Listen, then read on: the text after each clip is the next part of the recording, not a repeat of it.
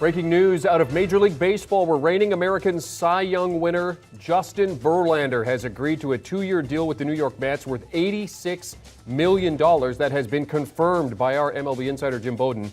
Verlander bounced back from Tommy John surgery in a big way this past season, winning his third Cy Young in his age 39 season and helping the Houston Astros to their second World Series title in franchise history.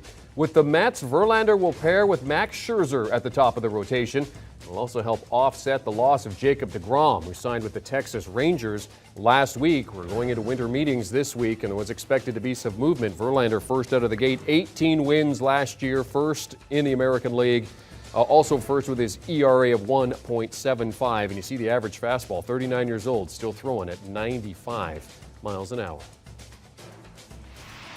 Let's welcome in our MLB insider Jim Bowden alongside the host of Nothing Personal with David Samson. David Samson. Jim, I'll come to you first here. Your reaction to Verlander becoming a Met. Yeah, well, the New York Mets, once they saw Jacob deGrom sign with the Texas Rangers, Billy Epler, the GM, and Steve Cohen, the owner, quickly pivoted to Verlander, and they went full steam to get him. Now, Verlander wanted to make sure that his average annual value was higher than deGrom's. The Mets wanted to make sure it was just under Max Scherzer, which was just $300,000 less is what they ended up. But Verlander wanted that third year, and they weren't able, the Mets weren't willing to do it. So they ended up compromising and basically putting in there a vesting option that basically says if Verlander's healthy the next 2 years, it will be a 3-year deal. Now, I had projected 3 years, 130. It looks like it's going to come out to 3 years, 129 if the option vests. But look, this was the best pitcher in the American League this past year, an ERA of 1.7, the only starter in the sport that did it. He got his first World Series ring, and there was no doubt that the Houston Astros were not willing to go to this level to bring him back. And so then basically he was focusing on the Mets and the Dodgers. But at the end of the day, he and his wife, Kate Upton, had sold their house in Beverly Hills.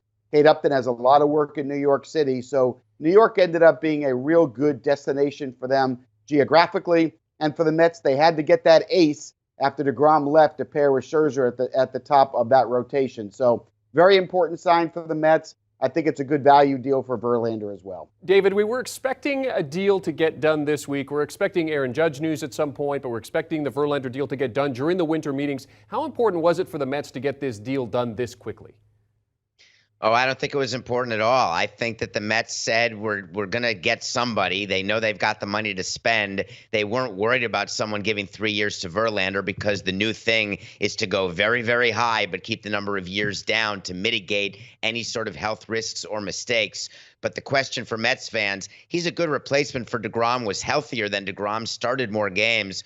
But is your team better with Scherzer and Verlander versus Scherzer and deGrom? The answer is going to be what they do at the back end of their rotation and how they improve their offense. So this was an important, necessary deal for the Mets, but I don't think it did anything to make their team actually better than it was last year. Not yet, anyway. So then, David, how does this rotation look in terms of what needs to come at the back end? Well, it's funny how it goes, right? You're dealing with luxury tax. That's how teams at this level are looking at their payroll. So they carry around a briefcase. They're looking at all the names available. They're figuring out, are they going to spend money on center field? Are they going to spend money on Bassett, bringing him back? He turned down the qualifying offer, or $20 million. So the Mets have to decide because even they don't want to go to $300 million.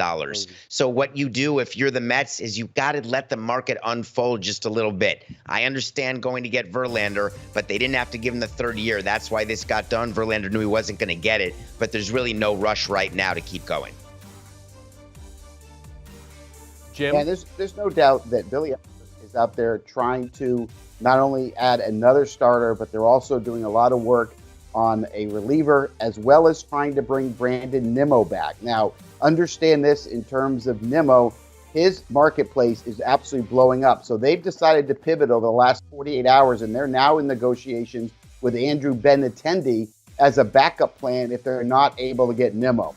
So now that Verlander is in the fold, they're going to look for another starting pitcher, some bullpen help, and then hoping to get either Nimmo or Benintendi. Jim, there was an article, pre-deal that kind of indicated that What would this rotation look like with Verlander and Scherzer, who may not necessarily be the best of friends, and manager Buck Showalter, of course, manager of the year, having to kind of manage this? How do you see that particular situation with those two at the top of the rotation? It's not an issue. In fact, the Mets talked to Max Scherzer before their pursuit of Verlander. They wanted to make sure it was okay with him. Max Scherzer absolutely supported it. Remember, Max Scherzer is all about winning world championship. That's what he's about. So he was all for signing a Verlander. And look, the good thing about Verlander is he's already had the surgery, right? The surgery's behind him, and he proved that he's still a Cy Young Award pitcher. So even though he's going to pitch at 40 years old, his stuff is off the charts right now. And when you look at DeGrom, he hadn't made more than 15 starts in any of the last 3 years.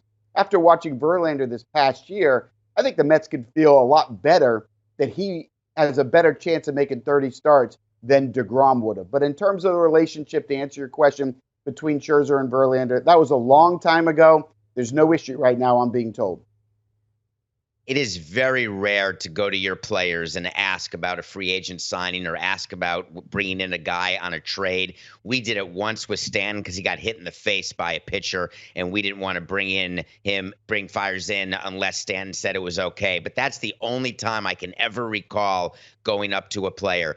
When it comes to Scherzer, he's a professional. He's about rings. He's about winning. You're going to see them at the end of the dugout. You're going to see them up on the railing. They're going to be talking when neither one is pitching. There's not going to be one issue at all, but it's certainly not a habit that Billy Epler is going to make. And Jim, I think you'd agree, you don't want to make a habit of getting permission from your players when you're making acquisitions. New York Mets 101-61, finished third in the National League last season, adding Justin Verlander to their staff. MLB insider Jim Bowden and David Samson hopping on to talk about it here on CBS Sports HQ. And of course, David will be talking about this on his podcast, Nothing Personal, with David Samson. Of course, the breaking news, Justin Verlander, now a member of the New York Mets, signing a 2-year deal worth $86 million. David's podcast is available wherever you get your podcast on. Do you want a sports network that delivers everything that matters about the game? The highlights, the picks, the instant analysis, no yelling, no fake debates, no politics. Hit the subscribe button and never miss a moment.